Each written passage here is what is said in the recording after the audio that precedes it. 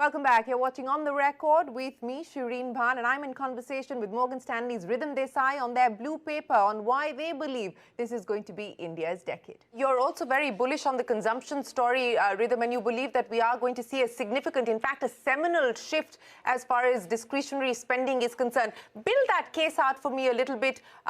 What could be the triggers that move the per capita as well as bring about this major shift that you are talking about as far as discretionary spends are concerned? So, Shireen, that I think is the most important part of this story. The pyramid in India, the income pyramid, is set to invert. So we have a lot of people sitting at the bottom of the pyramid who are extremely poor, and they're going to move up the pyramid. And at the top of the pyramid, we're going to get some, major change. So currently, for example, the households in India that earn in excess of 35,000 US dollars a year is about 5 million. Based on our forecast of where we see GDP going and where we see the population going, this number is likely to go to 25 million by the time we get to early 2030. So that's a five-fold increase in the number of people who can buy Louis Vuitton purses. I mean, you look at that. Louis Vuitton's global brand ambassador is now Deepika Padukone. And I think they're sensing this. They're sensing that their big market is going to be India. This is what happened to China, 15 or 17 years ago. China was the biggest consumer of luxury goods.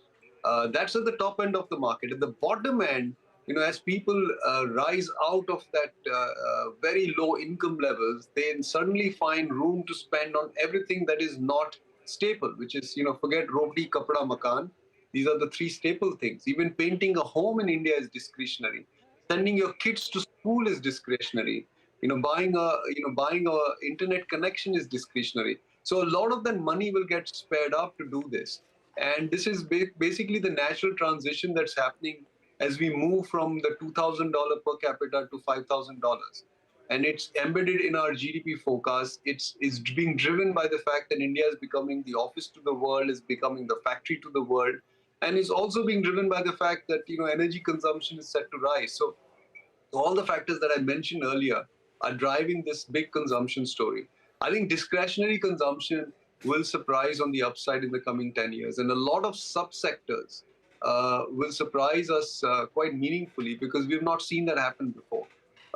Things like travel, things like education, things, home effects. These are all likely to see major increases in spends. Even buying of residential homes, because, we've been in a 10-year bear market as far as home purchases is concerned. That's also breaking out now. So lots of things changing on the ground in India. From a market perspective, from a thematic and sectoral perspective, what will you be watching out for? So, Shireen, first up has to be financials. Okay, credit to GDP is 57%. Corporate credit to GDP is 46%. Even if you adjust it for India's low per capita income, India is under-levered.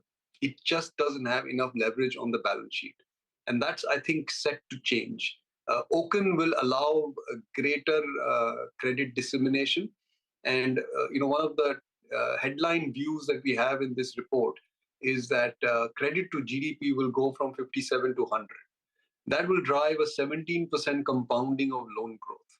So just imagine what's going to happen to bank earnings in the next 10 years. Yes, Oaken is a disruptive technology, but it's also going to help the banks lend, in a better way. And then you top this up with, IBC. I think the chances are that the next NPL cycle will be less punitive than the previous one. Because IBC will allow banks to recover at a much better rate, and IBC has now settled down. A lot of that law has gone through a lot of testing. So banks or financial services is top of the pack. Consumer discretionary, I've already mentioned that. I think that's going to surprise on the upside. Make your choice. There are lots of discretionary companies that will do very well. I think you should watch out for technology. It is going through a rough patch right now because of the potential slowdown in the US.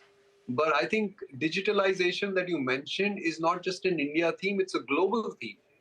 Companies are going to continue to spend to digitalize, and nobody, in the world can deliver those solutions at the rate at which India does, both scale as well as price. and Indian companies will be at the forefront of delivering those solutions. So I think when we come out of this rough patch, which I think we may have already in terms of share prices, we may not have come out in terms of profits and revenues. I think the IT services companies could do well. And then industrials. You mentioned defense, that's part of industrials. We're going to see a major indigenization of defense spending. So Indian defense companies should do well. Industrials overall, because I'm quite bullish on capex, I think should do well. So, these are the 3 or 4 sectors that stand out in terms of benefiting from the new India that we talk about. Ridham, finally, before I let you go, what could go wrong? No, lots of things can go wrong. None of these forecasts are secure. There are a lot of uncertainties in the world. We could not have predicted COVID, for example. Who knows what's the next big crisis that's coming to the world. But we've tried to take a shot at that in this report. There are 4 or 5 things that we highlight.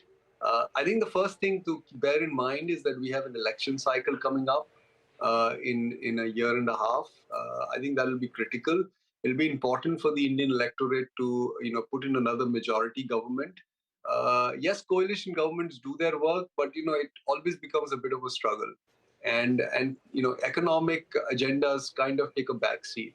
So hopefully we don't get a negative surprise in the 2024 elections.